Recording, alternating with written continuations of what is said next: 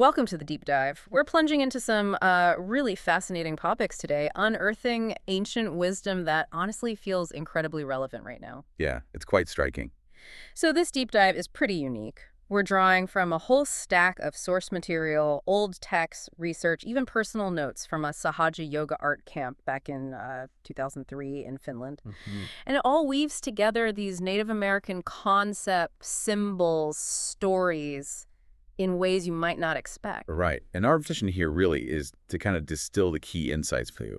Think of it as a shortcut to getting informed about this incredibly rich tapestry of Native American philosophy, these profound prophecies, and some really compelling history. And we'll explore things that definitely challenge how we usually think, right? Offering lessons for, ourselves and maybe society as a whole. Exactly. And some surprising links to other traditions around the world, too.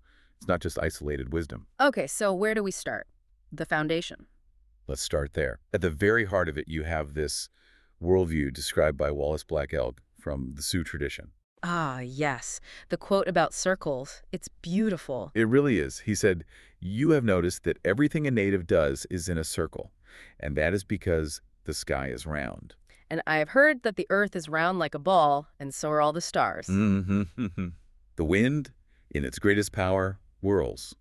Birds make their nest in circles, for theirs is the same religion as ours. It's all about that circularity, that interconnectedness. It's such a powerful core concept. And a key way they represented this is the medicine wheel. Right, the medicine wheel. I've seen different depictions. Exactly. It's a vital symbol, though its look can vary. Yeah. But universally, it represents, well, everything, every aspect of existence. How does it usually break down? Commonly, it's got 7 directions. You've got west, north, east, south. Pretty standard. But then also sky or the heavens, the earth, and crucially, the inner self, all intertwined. Okay. And the meanings. You mentioned the Sioux one. Yeah, for the Sioux. West is black, thunder beings, rain. North is white snow, rest. East is yellow, the sun, awakening. South is red, spiritual things, life after death. And the other directions. Father Sky is blue, the great spirit. Mother Earth is green, nourishment. And then the spotted eagle represents the great spirit within us. Grandfather, as they'd say. Wow, that's incredibly layered. Does the source show similar ideas in other tribes? Like, was this shared? Oh, absolutely. It points to this deep shared understanding. Look at the Cherokee medicine wheel. It uses slightly different colors sometimes, but the core idea is similar. They see it more as a life cycle journey. A life cycle? How so? Well, south is white purity, innocence, children, the start. West is black, physical growth, that competitive nature, maybe adolescence. Okay, that makes sense. North is blue, mental development, wisdom, sharing, adulthood. And east is red, the spiritual side, completion, where the spirit enters. And they also have the sky and earth. Yep. Father Sky is yellow, representing happiness. Mother Earth is brown, ever-changing. And then, really important, the sacred fire at the center is green. Green, what does that represent? God's spirit, your conscience, a new thing. The source says that's where the Creator talks to you, guides you, that central fire. This idea of sacred roles, it seems to extend into prophecy, too. There was one from 1986. Yes, from the Continental Indigenous Council. A really powerful one. It talks about the Great Spirit gathering people on an island. And sending them out in 4 directions, right, to learn specific lessons. Exactly. Changing them to 4 colors and giving each group a specific guardianship, along with stone tablets detailing it. Okay, let's unpack those guardianships. What were they? So the red people, the Indians, got guardianship of the earth. Their task was learning about plants, food, healing herbs, essentially, being stewards of the land. Makes sense. And the yellow people. To the south, they got guardianship of the wind, learning about the sky, breath, Yeah. spiritual development. Okay. The black people, to the west, received guardianship of the water, learning its lessons, its power, its humility, and the source here makes a fascinating connection. It points to the discovery of blood plasma by a black man, Dr. Charles Drew, seeing it as a modern echo of that ancient connection to water, the life-giving fluid. Wow, that's quite a connection to draw. And the white people. To the north, they were given guardianship of the fire, consuming, moving.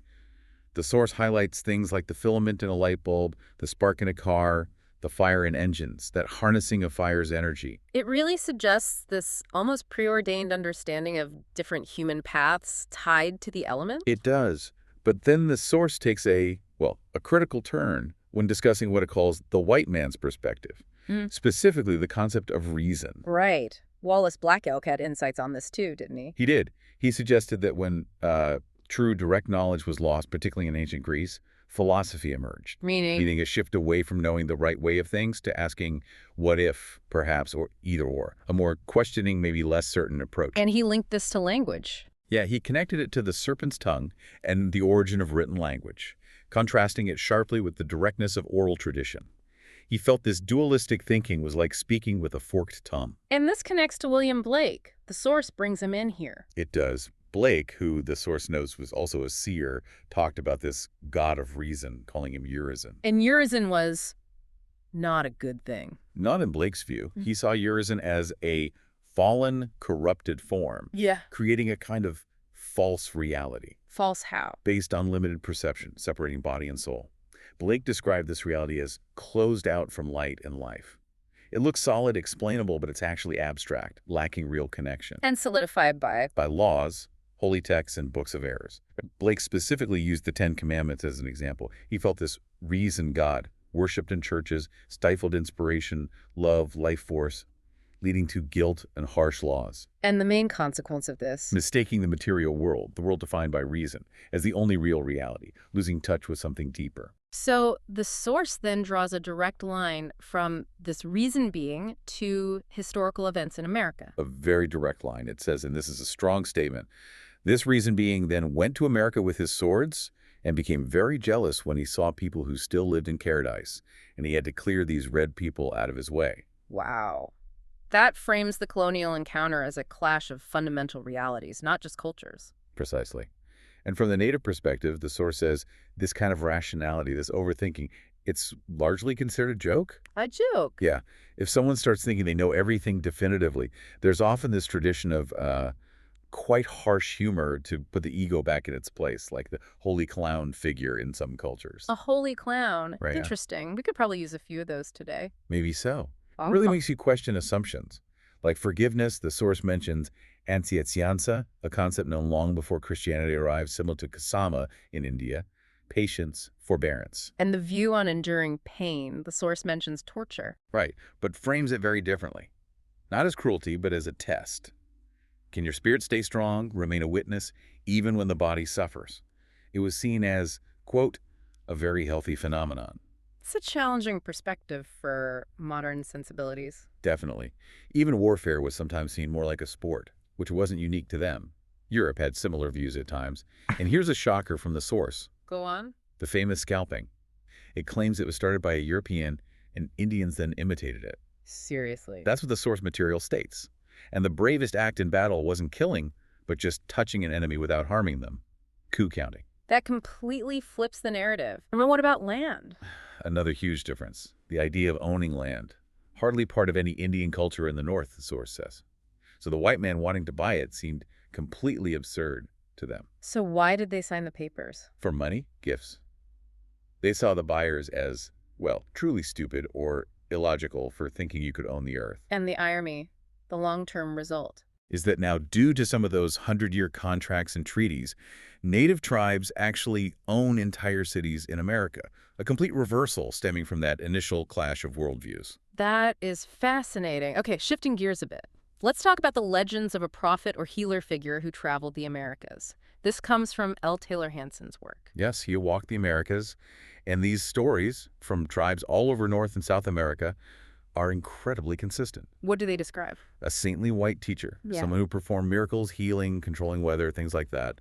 A recurring detail is his eyes. Gray green eyes like the ocean. Wow. And he told prophecies. Many stories of the future, yes. Oh. And his symbol, a hand with a T-shaped cross through the palm, shows up everywhere, woven in blankets, carved on canyon walls, on pottery. He had many names. So many, Wow. reflecting his power or origin. Sorisulcacarame, the feathered serpent, Calpea, the pale one, Amunquoitin Jumala, the dawn god, Amunteti, the dawn star, Seattle, which became Seattle, Chizuz, great white robe master, Paruxti, Hewasa, he from afar off. The list goes on. Jesus. That sounds familiar. And his teachings, any specific examples? Well, there's his mention of going to other sheep, which Yeah. directly echoes the Gospel of John. John 10.16, right. Exactly. And his first recorded prophecy, according to the source, was in Ejoju, Georgia, After a ceremony, like the first Thanksgiving, What did he predict? the Puan people moving north, then a civil war among the tribes, and then many bearded men from across the Sunrise Ocean. The Europeans. Yes. He said they'd take the land but wouldn't respect the sacred trees, calling them hungry, unenlightened children. A harsh judgment.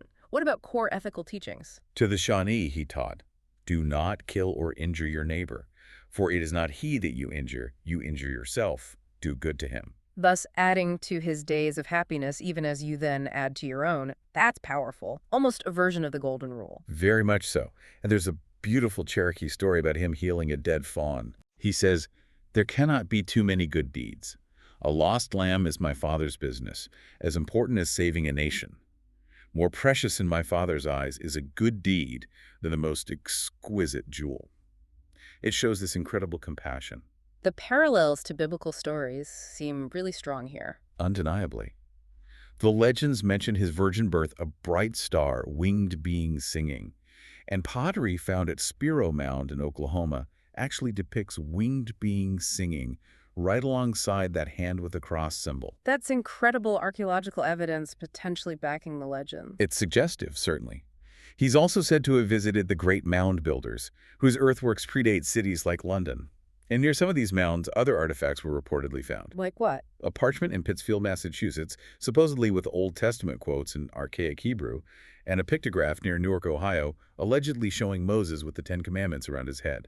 Though it's important to note the controversial nature and debated authenticity of some of these finds. Understood. But the legends themselves persist. Any other miracle stories? The Pawnee have a story of his second visit. He was challenged to do better magic than just controlling weather or walking on water. So what did he do? He apparently restored life to a merchant who was dead or dying. A major display of power. Beyond miracles, was he a unifier? Did he bring people together? Very much so. He opposed war, brought chiefs together, helped divide lands fairly, taught agriculture, melons, squash, beans, and water conservation. Practical skills, too. Absolutely. And that rule, do not kill unless you are hungry, and then ask the animals forgiveness.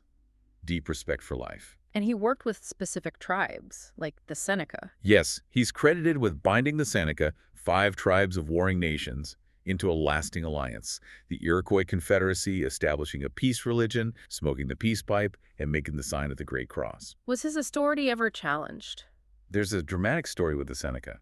A tall chieftain challenged him to prove he was the dawn god. Ow! By having the first ray of sunlight at dawn touch his hair before it touched the eagle feather and the chieftain's own hair. And what happened? The legend says a golden shaft of light struck the prophet first, making him seem luminous. The challenge was met. Amazing stories. Did he leave any final prophecies or instructions? To the Pueblos, he reportedly said, keep you my precepts, forsake all warfare, and you shall ever have my blessing even beyond white man's coming. And he asked them to keep a light burning at night until his return. Leave a light at night burning against the time I will return through the dawn light. And the source says those lights are still burning. In Acoma and other Pueblos, yes. An ongoing vigil based on that ancient promise. Moving from that ancient figure to more recent prophecies, the source delves into warnings from elders, particularly the Hopi, right? And they feel very current. Extremely so. The Hopi have this incredibly deep oral history, maybe 200,000 years, they say, with knowledge hidden in living memory banks. And they remember a time of direct connection. Yes, an opening on our crown connected to the Great Spirit that closed when they entered this denser world. They're still waiting for Pahana, the white brother, to return and help restore that connection. And their prophecies. Some seem to have already unfolded. With unsettling accuracy, let's pick some off. The roads. They said if roads went north-south, unity would follow. East-west, destruction. Look at our highways. Mostly east-west, yeah. What else? The talking spider web, built around the earth, people talking along it. The telephone network, and eventually the internet. Exactly. Then the sign of life, tilted eastward, bringing death. The Force connects this to the swastika. A symbol of life in many cultures. But tilted, and paired with Japan's rising sun symbol, both found engraved on rocks in Arizona, signaling great death. World War II. It's chilling. Keep going. The bug on a black ribbon on land. The car on the highway, Ford Model T, mass production 1908. Followed by the bug moving in the air. The airplane, used in WWI. This signaled the first shaking of the Earth, World War I, And the second shaking. World War II, and then the ash pumpkin bottle. The atomic bomb, predicted in 1920. According to the elders cited in the source, yes, America's best-kept secret, but they foresaw it, even predicting it would eventually cause the Mississippi to boil. It feels like humanity was warned repeatedly. Why did efforts like the League of Nations fail, according to this perspective? The elders said the circle wasn't complete. The League lacked the Eastern Door. The Native Americans weren't included. And the UN. Same issue, built on the East Coast, called the House of Micah. Elders tried to speak there, but the U.S. apparently vetoed their entry. The circle of humanity remained broken, so true peace couldn't manifest. These prophecies also touch on social changes, don't they? They do. Time speeding up, moving faster and faster, kids with no time for grandparents, parents with no time for kids. The advice, slow down your own actions. Sage advice. What about other changes? There are prophecies about gender transformation. The source quotes an elder describing men becoming women, even feeding children, and women wanting to become men, saying, "I know more than the Great Spirit," and physically changing. It's presented as a sign of the times. A very specific prediction there. And genetics. Finding the trace or pattern that makes us DNA, and then cutting this trace, genetic manipulation, creating new animals that seem helpful initially but lead to future suffering. It's like a roadmap of the 20th and 21st centuries. Are there any positive signs mentioned? Turning points? Yes, definitely. The eagle landing on the moon. This was seen as a major sign. How so? Power started returning. 7 days later, the first Native American Alcoholics Treatment Program began. A week after that, the Indian Religious Freedom Act was legally presented, protecting practices that were once outlawed. Wow, that's a direct correlation they saw. And the start of the purification, their term for apocalypse, was signaled by more than 16 mighty voices on the West Coast. Which they interpret as? The 16 major volcanoes there. Specifically, Mount St. Helens, erupting in 1980. Its re-eruption 4 years and 4 days later was seen as a grace period. A final warning. A call to slow down and come together and talk to each other. But the warnings continue. About a third shaking. Yes. The signs are now things discussed openly, even on TV. The building in the sky. The International Space Station. That's the interpretation. It's seen as a final signal before the Great Spirit shakes the earth a third time. Not with one, but with two hands. The Third World War. And who is affected? No one is protected, but large cities, stone villages or stone deserts filled with empty shells, people spiritually empty, will be particularly impacted. There's a call for those with spiritual eyes to leave the cities, head for the mountains. And this connects to other prophecies, too. The source mentions Nostradamus' prediction of a great shaking, starting with war between Lesser Arabia and Persia, Iraq, and Iran. It sees these different prophetic traditions converging. Okay, so we have history, we have these incredibly detailed prophecies. How does this translate into living day to day? What's the practical wisdom here? Well, the Cherokee offer the right way of living. And the source stresses these aren't counter to things like the Ten Commandments or Jesus' teachings. It all comes down to one core principle. Which is? Respect. Simple as that. How does that break down practically? Praise the Creator daily. Respect all creation. Everything has a purpose. Give away what you don't need. Keep your promises. Practice silence for self-control, patience, moderation. Know what helps you and what hurts you. Listen to elders. Pray for guidance. Always ask permission. Always give thanks. It sounds simple but profound. And the emphasis on respect is constant. Always, always, always show respect to everyone, young and old, to rocks, trees, animals. Specific example. Don't stare. Greet strangers. Don't talk harmfully about others. Don't touch people or their things without asking. Respect privacy. Don't interrupt. Follow the customs when you're in someone else's home. Respect sacred objects. And treat Mother Earth with that same deep respect. That's a whole code for living. Any other insights on sort of attitude or perspective? Crowfoot's wisdom is powerful. Don't let life become drudgery. How, by never stopping learning, never losing interest, he said, it's not age that limits us, but a lack of vision. So keep your vision alive. Renew it constantly. Recognize your potential is unlimited. Then there's that fascinating Navajo math story. Right. Tell us about that. It was about self-worth. Students basically refused to compete openly in class because they didn't want to embarrass those who might struggle. They preferred learning individually. That's so different from our system. It really challenges ideas about competition and public achievement. It absolutely does. And William Twofeather speaks beautifully about communicating with the spirit world. How does he describe it? As an internal light. something that flows in the wind, the breath, the water, burns in fire, grows in seeds, the sun, the trees. It's communication between all my relations. It's about expanding consciousness, using free will, intuition, and letting go of emotional baggage. Just being open to that connection that's already there. Exactly. And finally, Lame Deer's description of the Wicasa Waken, the Sioux holy man, What makes them holy? seeking solitude, meditating in nature, seeing things with eyes closed, hearing the secret voices of animals and plants. That deep, quiet listening to the world beyond the surface. We've covered so much ground. The depth here is just incredible. From that foundational circular worldview to prophecies that seem to map our current times and this timeless wisdom. It's a lot to take in. But notice, even with the stark prophecies, there's always this thread of hope, of agency. Agency. How so? The elders say we can soften the impact of the third shaking. It's not absolutely set in stone. What determines that? Sharing teachings that unite us. Letting go of religious and racial inequalities. Our actions, our choices now still matter. Which leads perfectly to that quote from the Hopi Nation. In Arabia, Arizona, yes. Yeah. We are the ones we've been waiting for. It's a call to action, isn't it? Rise up, wake up, embrace this time, learn from this, walk that good red road north to south where the lost knowledge is said to return.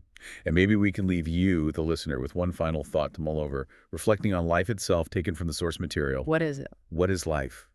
It is the flash of a firefly in the night. It is the little shadow which runs across the grass and loses itself in the sunset. Just consider that image. The beauty, the fragility, and maybe our own role in living harmoniously, especially in light of everything we've discussed.